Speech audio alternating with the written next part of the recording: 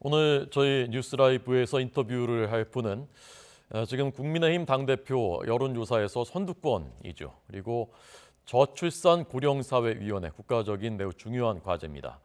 부위원장, 위원장은 윤석열 대통령이고 부위원장 맡고 있는 나경원 전 의원 초대했습니다. 안녕하십니까? 네, 안녕하세요. 어떻게 지내십니까? 사실 이제 말씀하신 것처럼 저출산 고령사회 부위원장과 기후환경대사를 맡고 있기 때문에요. 네. 바쁘게 사실 월요일부터 금요일까지는 비상근이지만 매일 회의하고 뭐 할 일이 많더라고요. 그렇게 하고 이제 토요일은 요새는 또 당원 교육이 전국적으로 많이 있습니다. 연말까지 하는 당원 교육들이 있다 보니까 요청하는 당협에 토요일은 좀 당원 교육 가서 해드리고 있고요. 네. 일요일은 또 저희 그 동작 지역구 또 이렇게 좀 또 이렇게 뭐 요청 오는데 가보고 그러다 보니까 네. 요새 월화수목 금금금이 다시 되어버려서 바쁘게 일하고 있습니다. 네. 네.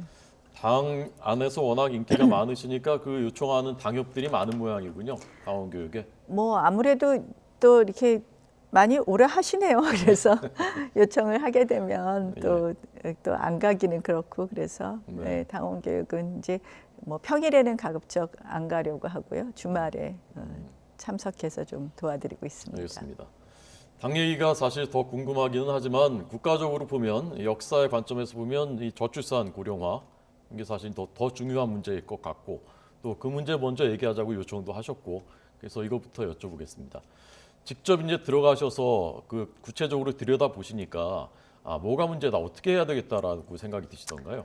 사실 이제 많은 그동안 고민들과 걱정들은 하시고 또 예산도 많이 넣기는 했지만 실질적으로 효과가 없었습니다. 제가 이제 2016년 국회 특위위원장을 할 때 이 저출산 예산을 보니까 지금까지 이제 한 340조 썼다고 하는데 실질적으로 저출산과 관련 없는 예산도 정부 부처에서 다 저출산 예산으로 갖다 붙여놓은 부분이 있습니다. 그래서 제가 보기에는 이런 식으로 저출산과 직접 관련된 예산이 없는 사실은 OECD 평균보다 저희가 적습니다. 그래서 이런 직접 관련된 예산 지원은 좀 늘려야 될 것이고요.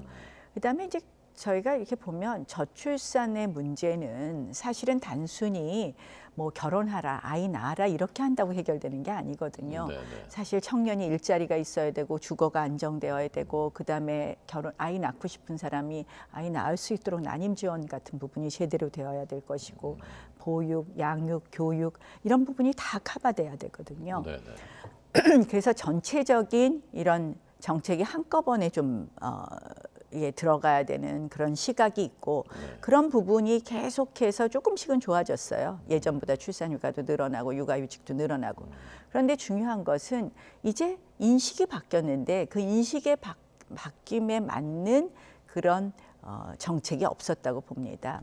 그래서 저는 일단은 지금 많은 청년들 조사하면 50% 이상이 결혼할 필요 없다고 합니다.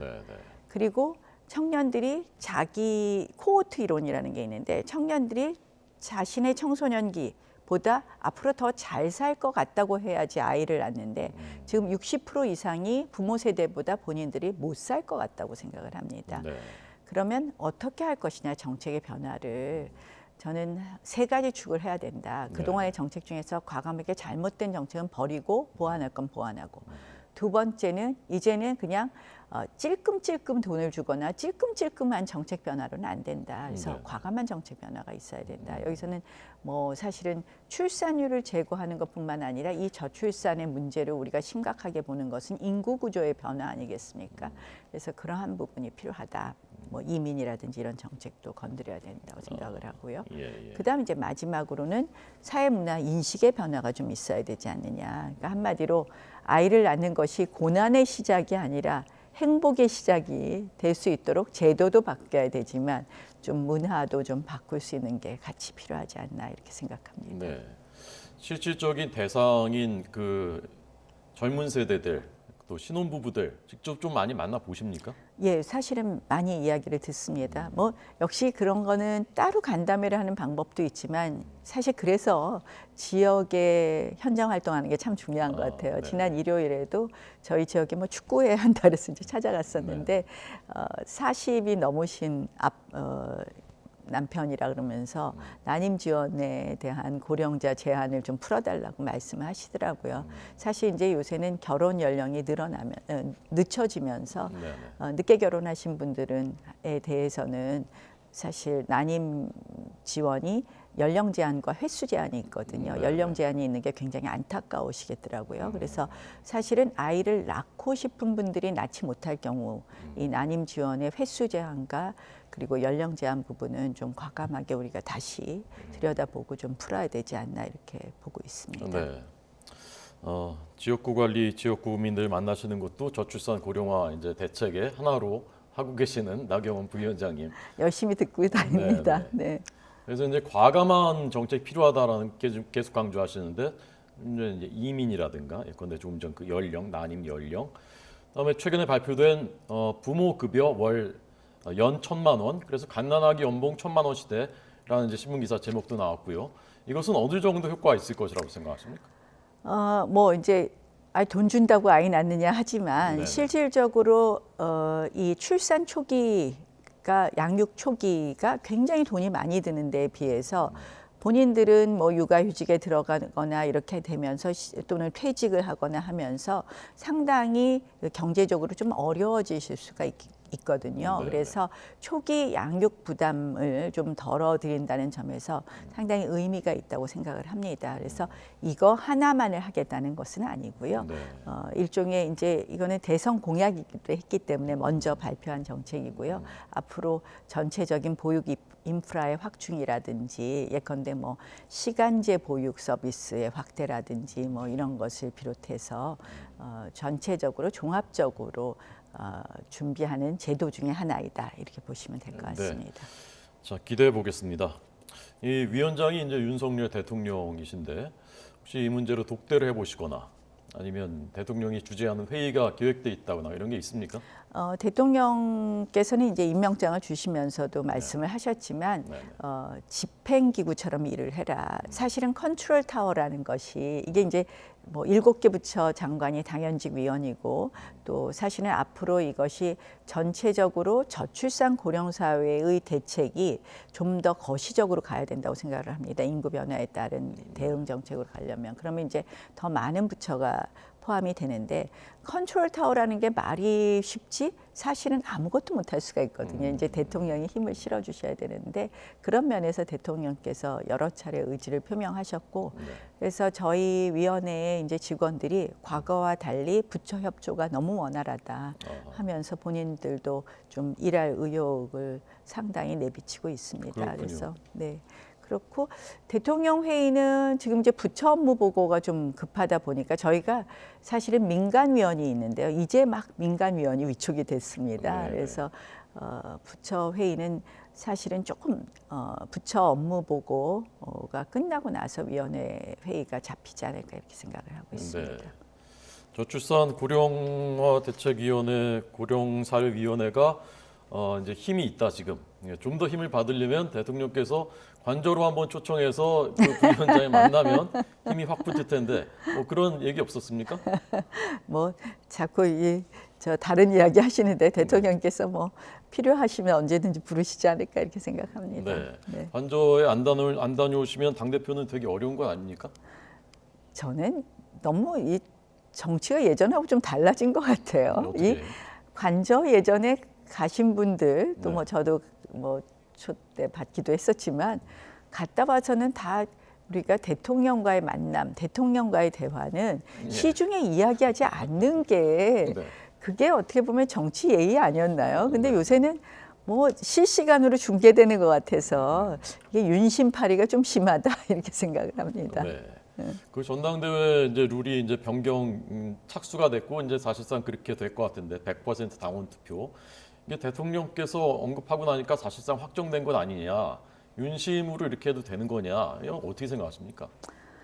글쎄 뭐 대통령께서 진짜 언급하셨는지 어쩌는지 모르겠는데요. 저는 사실 이 뭐 전체적으로 예전부터 당원들께서는 당심이 좀 많이 들어가야 되는 거 아니냐 이런 요구도 있었고 여론조사에 대해서는 여론조사는 이제 샘플링이 보통 2,000명이니까 아니 2,000명이 우리 당원 30만 명은 뭐 70%인데 2천 명이 30%면 표 등가성에 반하는 거 아니냐 이런 요구가 계속 있었습니다. 그래서 뭐 그런 요구를 이번 지도부가 반영을 한 것 같은데요. 저는 뭐 개인적으로 여기에 대해서 사실은 좀 실질적으로 전당대회가 시작이 됐는데 이게 또 논란이 되지 않겠느냐, 좀 신중하는 게 이게 좋지 않냐 하고 초기에 말씀을 드렸는데요.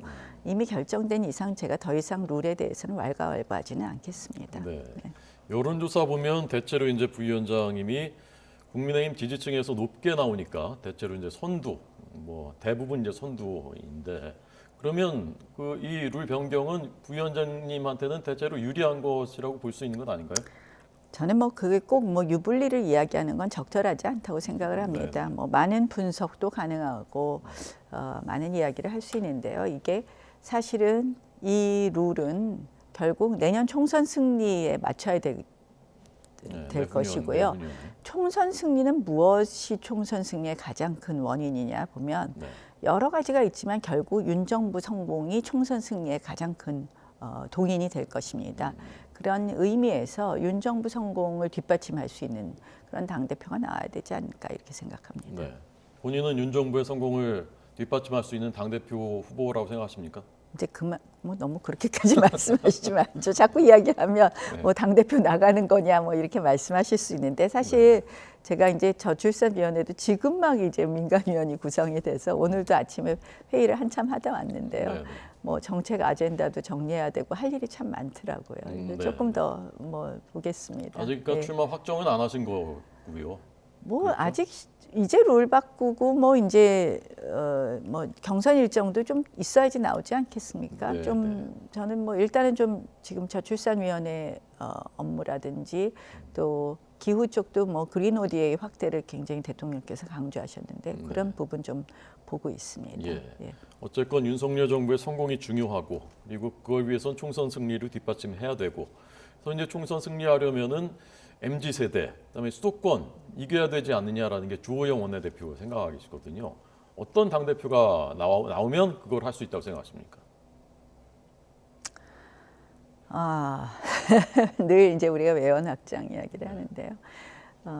외연 확장이 다른 거 아니죠. 국민들의 마음을 잘 읽는 당 대표라고 생각을 합니다. 사실은 이제 이게 여의도에 참 갇혀 있다 보면 꼭 멀어질 때가 있어요. 그래서 사실 이제 대통령의 성공을 뒷받침하는 것이 무조건 대통령 100% 뭐 대통령을 무조건 대통령 하자는 대로 하는 당대표를 말씀을 드리는 건 아니고 결국 민심을 잘 전달하는 거 대통령과 또 잘 조율해서 대통령께서 민심에 맞는 방향을 갈 수 있도록 하는 것 이런 게 중요하지 않을까. 그래서 뭐 수도권, MZ 뭐 이런 게 결국은 그들의 마음을 잘 읽을 수 있는 당대표가 필요하지 않을까요? 근데 저희 당이 약간 좀 약간 이제 어떨 때 보면은 그런 면에서 좀 부족한 부분이 있습니다. 그래서 그런 부분 뭐 사실 같은 말이라도 표현 같은 걸 좀 달리 하는 것 같은 거라든지 또는 정책도 여러 가지가 정책이 있으면 좀 그들한테도 좀 더 중요하게 그들이 중요하게 생각되는 정책을 먼저 좀 들여다본다든지 이런 게 좀 필요하지 않을까 이렇게 생각합니다. 네.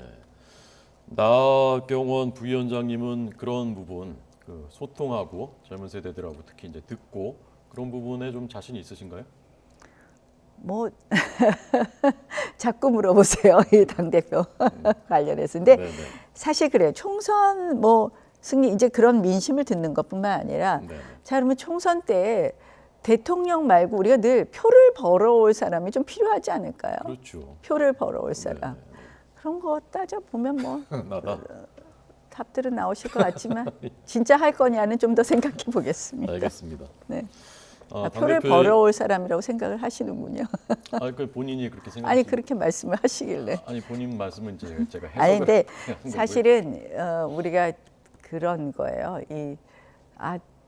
어디 뭐 이제 누가 간다 했을 때 사람들이 관심을 갖고 그 지지를 보여줄 사람이 좀 필요하지 않을까 그런 생각을 해봅니다. 알겠습니다. 당대표 질문이 이제 거듭될수록 저를 바라보시는 눈초리가 조금씩 차가워지고 있기 때문에 그렇지만 저는 또 제 입장이 저희 본분이 있는 것 아니겠습니까? 하나만 더 여쭤보겠습니다. 너무 많이 물어보세요. 오늘. 앞에 저출산 얘기 충분히 이제 했고요. 그 지금 말씀하신 표를 벌어올 사람이라는 그 측면에 비춰봤을 때 유승민 전 대표, 그다음에 오늘 또 이제 많이 회자된 원희룡 장관 차출설 당대표 후보로 어떻게 생각하십니까? 뭐 모두들 하시면 좋죠. 뭐 모두들 또 전당대회는 좀 축제로 되고 이렇게 좀 뭐죠? 어떻게 보면 당이 좀 더 활기 있어 보이고 전당대회 우리가 컨벤션 효과라고 하잖아요. 그래서 모두들 참여하시면 좋을 것 같은데 사실 유승민 의원님은 자꾸 뭐 전대루를 100%로 바꾸는 게 본인을 뭐라 그러셨죠? 본인을 배제, 본인을 죽이려고 뭐 이런 표현을 쓰셨는데 지금 룰대로 해도 제가 1등일 것 같은데 왜냐하면 우리 룰이 30% 여론조사가 민주당 지지자는 제외하게 돼 있습니다. 그래서 그러면은 유승민 의원님보다는 제가 많이 나오더라고요. 대부분의 여론조사에서. 근데 어쨌든 뭐 더 이상 이 룰 갖고 저는 뭐 갈등은 좀 이제 좀 봉합됐으면 하는 그런 생각입니다. 왜냐하면 우리가 이게 당내에 자꾸 이런 분란이 있을수록 뭐 저희 당 지지율이 또 아무래도 출렁거리지 않겠습니까? 그래서 뭐 지금 지도부가 이렇게 한 것은 저는 뭐 그 전에 이미 입장을 표시한 것으로 대신하고요. 그러나 이미 이렇게 정해졌다면 우리가 더 이상 좀 왈가왈부하지 않는 게 낫지 않을까 이렇게 생각합니다. 네. 끝으로 전국 현안 어제 그제부터 부상하고 있는 이제 감사원이 지금 이제 문재인 정부 때 통계 조작 여부에 대해서 감사를 하고 있고 이 문제를 과거에 원내대표 하셨을 때 먼저 지적을 하셨었던 것이기 때문에 어떤 측면에서 그때 이제 문제 제기하셨던 것인지 지금 어떻게 보고 계신지 듣겠습니다. 제가 이제 통계청장이 임명될 때 이미 그 얘기를 했었죠. 왜냐하면 통계청장이 미리 보고한 흔적도 있었고 실질적으로 그래서 그때 통계청장 임명 시에 이미 이 보훈 통계하는 거 아니냐, 결국 정권의 입맛대로 통계하는 거 아니냐라는 것을 지적을 했었고요. 그 이후에도 사실은 굉장히 유리한 통계만을 내놓기 시작했었습니다. 그래서 이런 부분에 상당히 의혹 제기를 했었고 아마 이것이 이제 감사원의 감사에서 나타나고 있는 것 같습니다. 좀 더 지켜보겠는데요. 실질적으로 문재인 정부 시절에 뭐 집값 문제라든지 소주성의 효과 문제라든지 이런 부분에 있어서 저희가 체감하는 것과 너무 다른 통계들을 내놨었거든요. 이런 부분이 고의로 조작이 되었다면 이것은 실질적으로 국정농단 이상의 아주 심각한 문제라고 생각을 하고요. 감사원의 철저한 감사를 통해서 진실이 밝혀져야 된다고 생각을 합니다. 네. 윤 대통령 지지율은 40%를 넘었는데 어디까지 더 오를 수 있다고 생각하십니까? 뭐 제가 그것을 뭐 쉽게 뭐라고 말씀드리기는 어렵지만 사실은 이제 대통령 지지율이 올라가는 것은 대통령께서 해야 될 일을 지금 드디어 하시기 시작했기 때문이라고 생각을 합니다. 화물연대 파업이 그 첫 단초라고 생각을 하고요. 국민들께서 또 뭐 MZ 세대라고 해서 저는 지금 미래가 암울하다는 것을 간과하고 있지 않다고 생각을 합니다.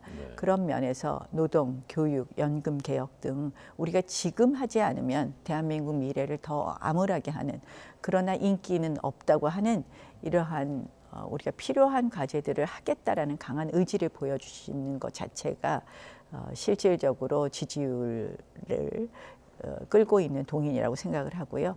다만 이제 앞으로의 지지율은 결국 대통령께서 이 개혁 과제를 어떻게 제대로 해 나가느냐에 따라 달려 있지 않을까 이렇게 생각합니다. 네.